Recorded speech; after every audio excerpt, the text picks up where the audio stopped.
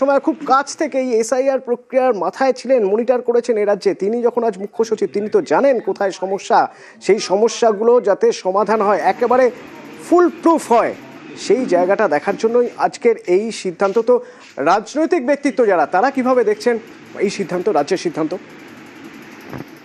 Last 15 বছর আগের সরকার জন্ম মৃত্যুর সার্টিফিকেট নিয়ে অনেক দুর্নীতি হয়েছে ভোট ব্যাংকের জন্য।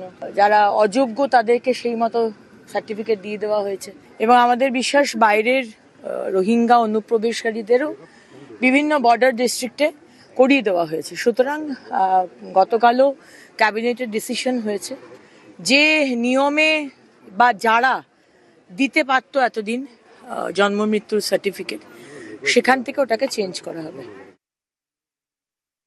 কোনো দুর্নীতি হয়ে থাকলে দুর্নীতিকে প্রশ্রয় দেওয়া উচিত নয়। দুর্নীতির বিরুদ্ধে ব্যবস্থা নেওয়া উচিত এবং যারা দুর্নীতি করছে তাদের সাজা পাওয়া উচিত।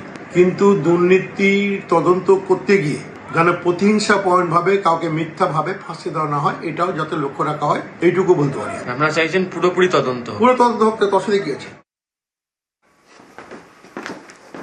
আমার দুই সহকর্মী আমার সঙ্গে রয়েছেন। প্রিন্স আনোয়ার শাহ থেকে রৌনক রয়েছেন, মালদা থেকে সেবক রয়েছেন, এবং সেখানে কিভাবে কাজ হচ্ছে প্রথমে একবার আমি জানতে চাইবো, রৌনকের সঙ্গে একবার কথা বলবো। যে জাল জন্ম মৃত্যু সার্টিফিকেট খোঁজার জন্য, ধরার জন্য কিভাবে কাজ হচ্ছে, প্রথমে রৌনকের সঙ্গে আমি কথা বলবো। রৌনক,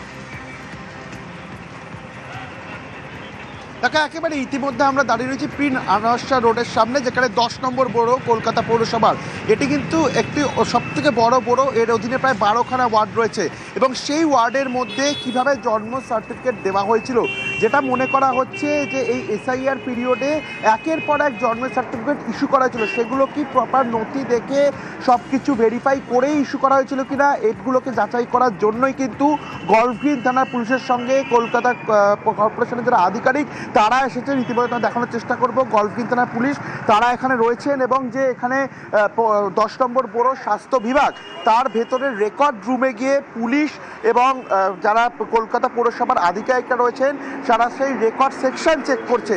অর্থাৎ জন্ম এবং মৃত্যুর সার্টিফিকেট, গত 2 বছরের যে জন্ম মৃত্যুর সার্টিফিকেটের রেকর্ড, সেই রেকর্ড চেক করা হচ্ছে। যারা এনরোল করেছিল, কোন আধিকারিক তারা এনরোল করেছিল, তাদেরকেও জিজ্ঞাসাবাদ করা হচ্ছে।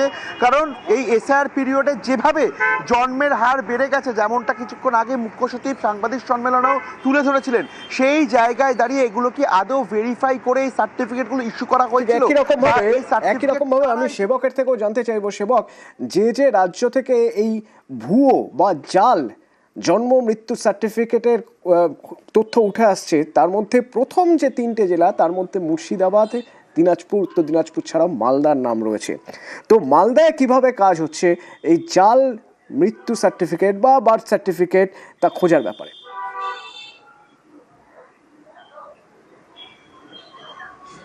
একদমই অতন্য, দেখো মালদা তো সীমান্তবর্তী জেলা, আর তুমি যেমনটা বলছিলে যে প্রথমের সারিতে যেখানে ভুয়ো বার্থ সার্টিফিকেট, ডেথ সার্টিফিকেটের ক্ষেত্রে মালদার নাম উঠে আসছে। এবং আমি এই মুহূর্তে রয়েছি মালদহের ইংরেজ বাজার পুরসভায়। দেখো 150 বছরেরও বেশি প্রাচীন ইংরেজ বাজার পুরসভা, lakh lakh birth certificate, death certificate issue হয়েছে গত কয়েক বছরে। এবং এই মুহূর্তে পুলিশ এই পুরসভাতে হানা দিয়েছে এবং সেখানে তথ্য যাচাইয়ের প্রক্রিয়া চলছে। প্রচুর ট্রাঙ্ক আনা হয়েছে, যে ট্রাঙ্কে সম্ভবত যে সার্টিফিকেট সেগুলি কিন্তু বাজেয়াপ্ত করা হবে। মূলত আগে হাতে কলমে যে বার্থ সার্টিফিকেট বা ডেথ সার্টিফিকেট ইস্যু করা হতো, তার সংখ্যা ইংরেজবাজার পুরসভা থেকে যা হয়েছে তা কিন্তু কয়েক লক্ষ। এবং এই যে বিপুল পরিমাণ সার্টিফিকেট, সেগুলি কিন্তু কার্যত সিজারের প্রক্রিয়া চলছে। আমরা দেখছি পুলিশের কর্তারা, পুলিশের যারা তদন্তকারীরা আছেন, তারা বিভিন্ন নাম্বার লিখছেন প্রতিটি সার্টিফিকেটে, এবং তার যে কপি পুরসভাতে আছে সেই সার্টিফিকেটের কপিগুলি গণতি করে সেগুলিকে নথিভুক্ত করা হচ্ছে। এবং এর থেকে যাচাই করার চেষ্টা হবে যে এই যে বিপুল সংখ্যক জনসংখ্যা বৃদ্ধি মালদাতে, এবং এক্ষেত্রে যে কাগজপত্র এবং তার কিন্তু মূল যে উৎস, সেটা হলো ডেথ বার্থ সার্টিফিকেট। এই বার্থ সার্টিফিকেট গুলি কিভাবে তৈরি হয়েছে, এই সার্টিফিকেট দিয়ে কিভাবে অন্যান্য নথি তৈরি হয়েছে, সবটাই কিন্তু যাচাইয়ের মধ্যে রয়েছে। মিউনিসিপ্যালিটিতে হঠাৎ আপনারা হাজির, কি ব্যাপার? আমরা এখন চলছে প্রসেস, পরে কথা বলবো। আমরা ওইটা প্রসেস কমপ্লিট হয়ে যাচ্ছে, আমাদের ইনকোয়ারি চলছে। আমরা বার্থ ডেথ সেকশন আছে, তো এখানে একটা ইনকোয়ারি করতে এসেছি। আচমকা নয়, এটা কমপ্লেন হয়েছিল আমাদের স্টেটে অর্থাৎ মিউনিসিপ্যাল অ্যাফেয়ার্সে, সেখান থেকে আমাদেরকে অলরেডি জানিয়ে দিচ্ছে যে একটা গ্রুপ অফ অফিসার যাবে, তাদেরকে হেল্প করবে। ওদের কি রিকোয়েশন আছে যে তারপর যে কোনো অভিযোগ যদি থাকে আমাদের দায়িত্ব হচ্ছে সেটা পুঙ্খানুপুঙ্খ তদন্ত করে অ্যাকশন নেওয়া।